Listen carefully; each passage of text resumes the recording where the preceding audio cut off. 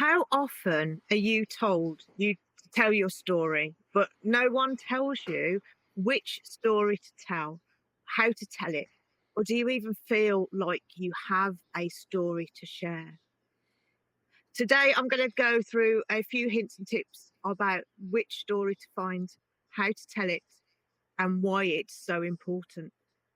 Because I found out storytelling. I first discovered oral storytelling way back in 2005 when I was overcoming anxiety and depression that had me trapped in my own home. Luckily, I had friends who weren't going to leave me to rot in those four walls. So they slowly and gently guided me out into the world again. And that was when I saw my first storyteller, and she blew me away. The room was silent. We were in a dark, dingy pub in Birmingham where I grew up, and everybody went silent. Everybody was quiet and they listened. And from that moment, she transported us out to a completely different world. And I managed to see her a few times after that, before I managed to pluck up the courage to ask her, can I do this? Is this something that, somebody like me could do? And she very kindly gave me some hints and tips and ideas and sent me on my way with lots of ideas buzzing around in my head. And I went off and did some storytelling training and started to tell my own stories. But there were still traditional stories. There were myths and legends and things that had a strong female character, or they had a message that I felt important, but they weren't actually my own stories. The first time I stepped onto the stage, I re-owned that anxiety. I wanted to run, I wanted to hide, I wanted to just disappear into nothing. But I stepped onto that stage and I told a story, and it changed my life. I re-owned myself. I've survived with now 50 years of undiagnosed autism and ADHD. And up until that point, I didn't feel I was in control. But the moment I stepped on that stage, I felt in control of myself and my surroundings. And it was amazing. From that moment on, I was absorbed in the world of storytelling. I was researching it, looking into it, finding out about its history and why we tell stories. So we've actually been telling stories for 40,000 years. As soon as we had time and we developed fire and we could start wondering about the world around us, is when we started telling stories, because we don't like to know why. We want answers to everything. So that's why we got a lot of our old ancient myths and ancient legends and ancient religions, like the Norse gods and the Greek gods and the Egyptian gods. They all came from the power of storytelling. And then as civilizations grew and civilizations got more complicated and more complex, we started taking stories to teach and educate and entertain our young people and show them how to be in the society that they were growing up in. So society shapes stories and stories shape society. So that's how important telling the stories that you need to tell are, because the stories that you have inside you can shape the society that you're living in and the people around you. So there is actually science-backed evidence that stories are more memorable than statistics. There was a Stanford classroom study, and during this study, it was 63% of the audience remembered the stories, and only 5% remembered statistics. So that is a massive difference.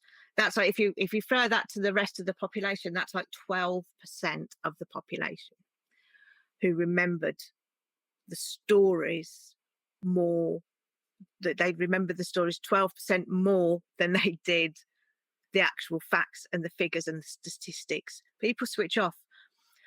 We've listened to stories differently because we have been programmed to listen to stories as part of our evolving and our support and our safety and our survival instincts. We actually listen to them from a different part of our brain. Princeton neuroscientists pop, popped a whole audience of people and a storyteller in an fMRI machine and studied what was going on while the storyteller was actually telling those stories, and the neurocoupling that happened between the audience and the people listening was absolutely amazing. It was only when people stopped understanding what the storyteller was saying that the connection was broken.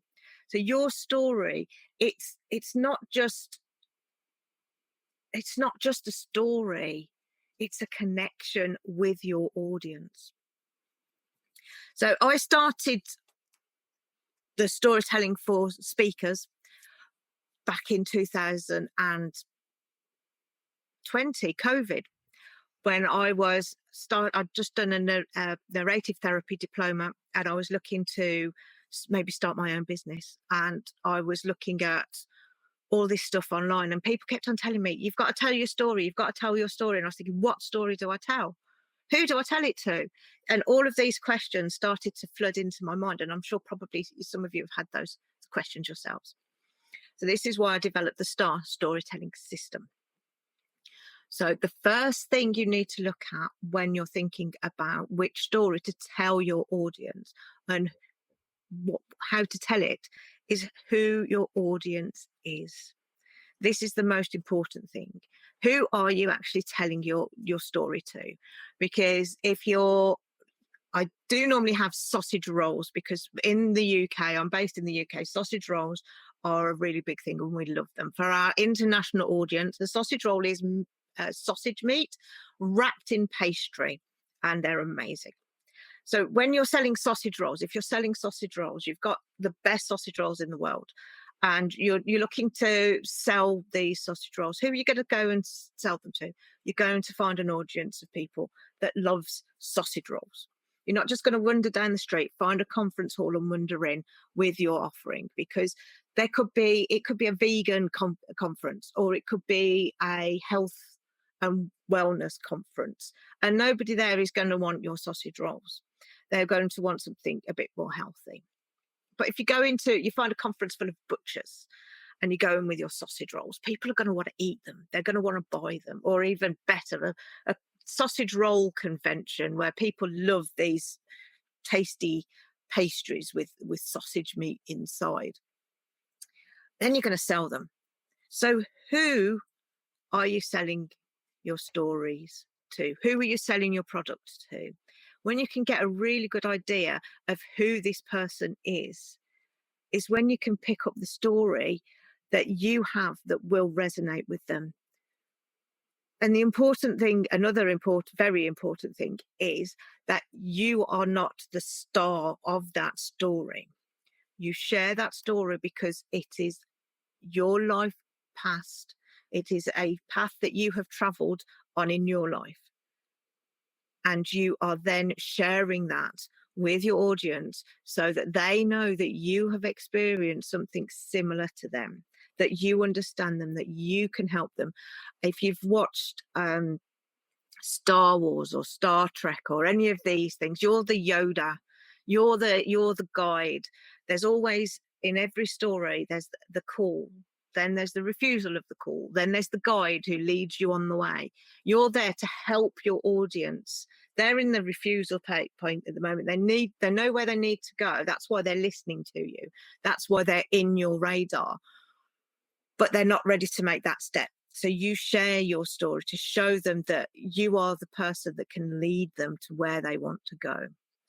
So your story will show them that you have experienced it, you have overcome it, and that you can guide them through it and be there with them through it.